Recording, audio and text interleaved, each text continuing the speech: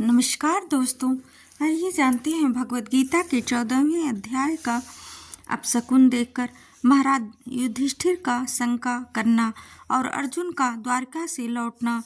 सूर्य कहते हैं स्वजनों से मिलने और पूर्ण श्लोक भगवान श्री कृष्ण अब क्या करना चाहते हैं यह जानने के लिए अर्जुन द्वारका गए हुए थे।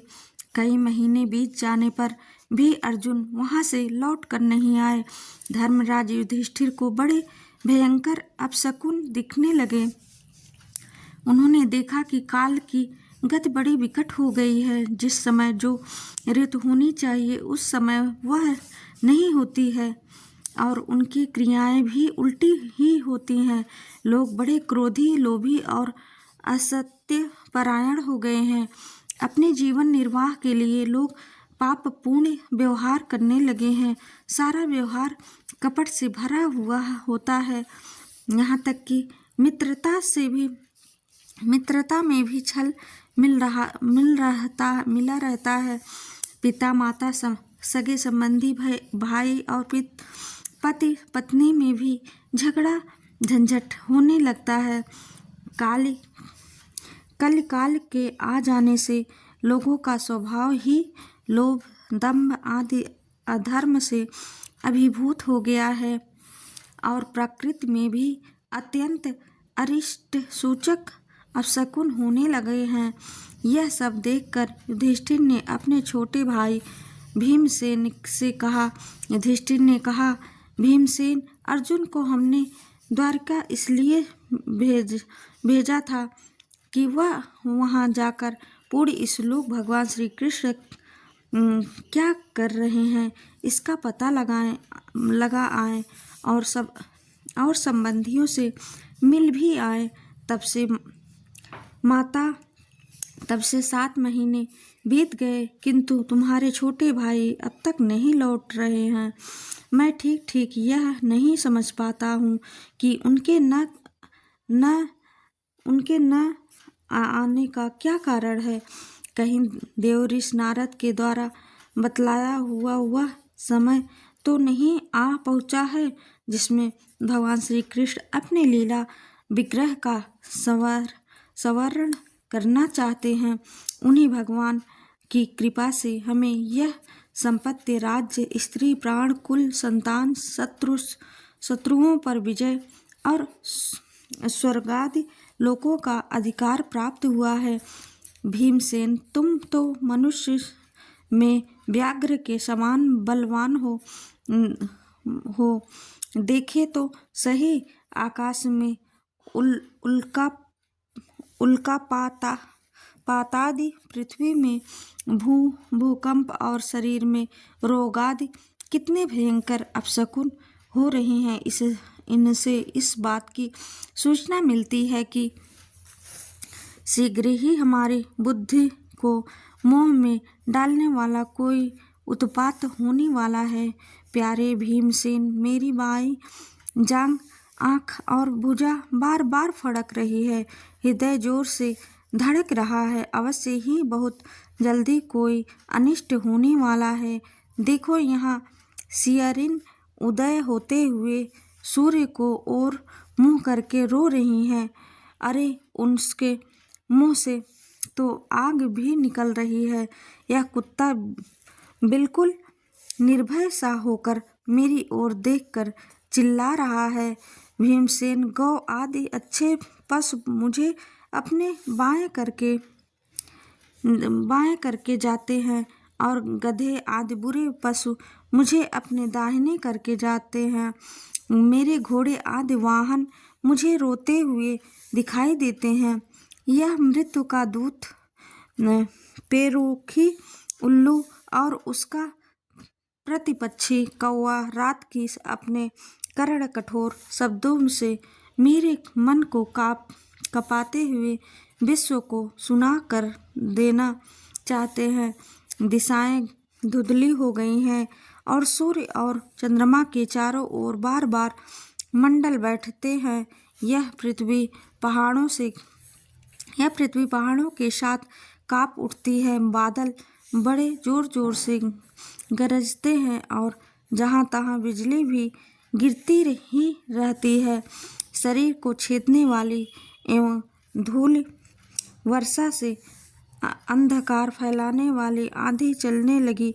बादल बड़ा डरावना दृश्य उपस्थित करके सब ओर खून बरसाते हैं।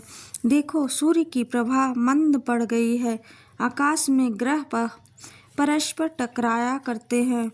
भूतों की घनी भीड़ में पृथ्वी और अंतरिक्ष में आग सी लगी हुई है। नदी नद तालाब और लोगों के मन में क्षुब्ध हो रहे हैं। घिसे आग नहीं जलती। यह भयंकर काल न जाने क्या करेगा। बछड़े दूध नहीं पीते, गौवें दूध नहीं देती। गौशाला में गौएं आंसू बहा कर रो रही हैं। बैल भी उदास हो रहे हैं। देवताओं की मूर्तियां रो सी रही हैं। उनमें से पसीना चूने लगता है और वे हिलती डोलती भी है। भाई, ये देश, गांव, शहर, बगीचे, खाने और आश्रम श्रीहीन और आनंद रहित हो गए हैं। पता नहीं ये हमारे किस दुख की सूचना दे रहे हैं। इन बड़े बड़े उत्पातों को देखकर मैं तो ऐसा समझता हूँ कि निश्चय ही यह भाग्यहीन भूमि भगवान उन चरण कमलों से, जिनका सौंदर्य तथा जिनके ध्वजा वज्र अंकुश आदि विलक्षण चिन्ह और किसी में भी यह कहीं भी नहीं रहित हो गई हैं। शौनक जी, राजा युधिष्ठिर इन भयंकर उत्पातों को देखकर मन ही मन चिंतित हो रहे थे कि द्वारका से लौटकर अर्जुन आए।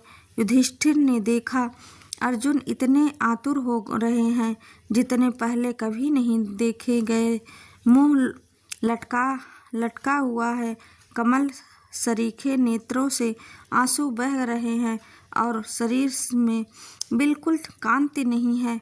उनको इस रूप में अपने चरणों में पड़ा देखकर युधिष्ठिर घबरा गए।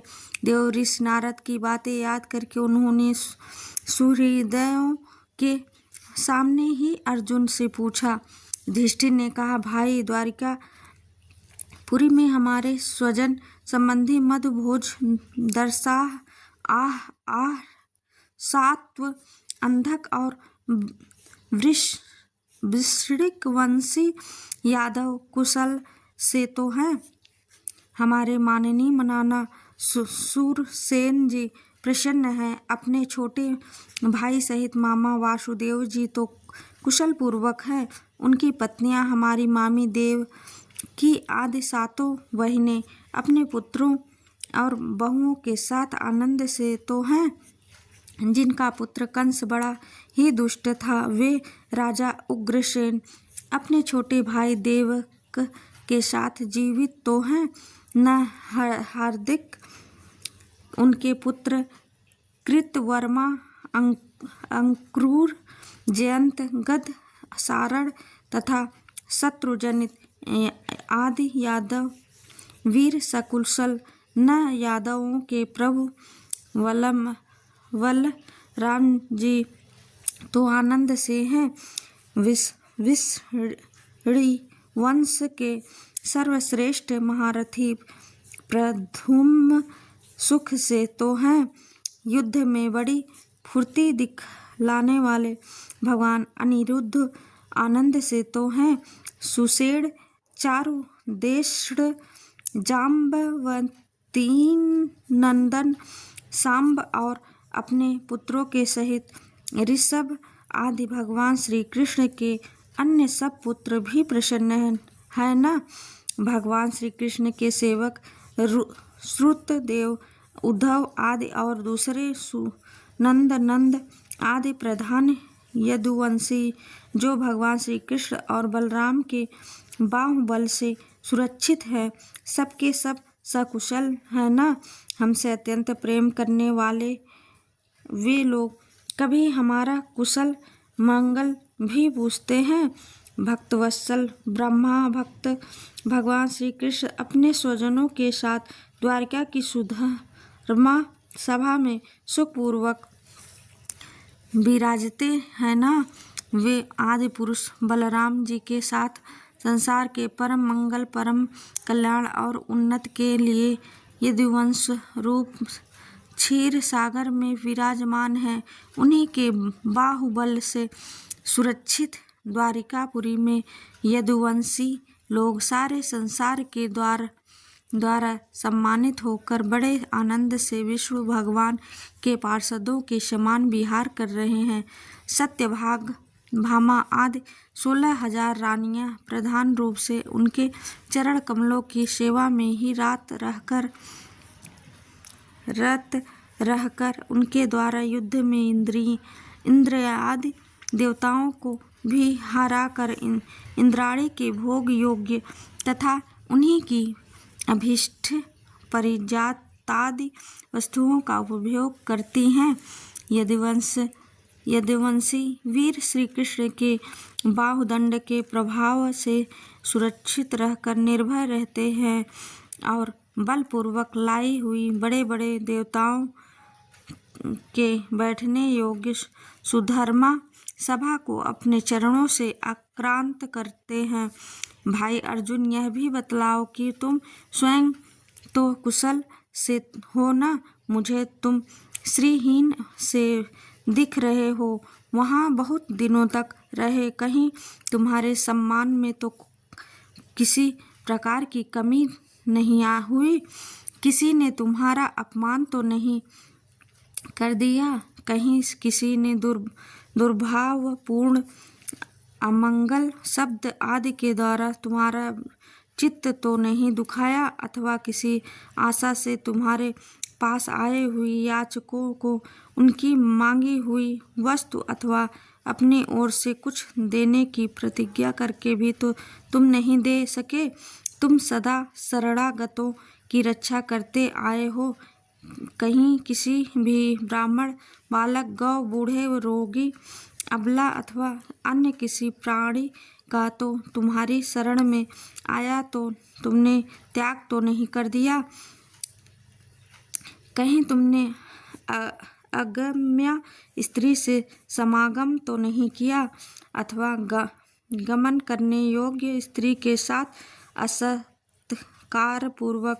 समागम तो नहीं किया?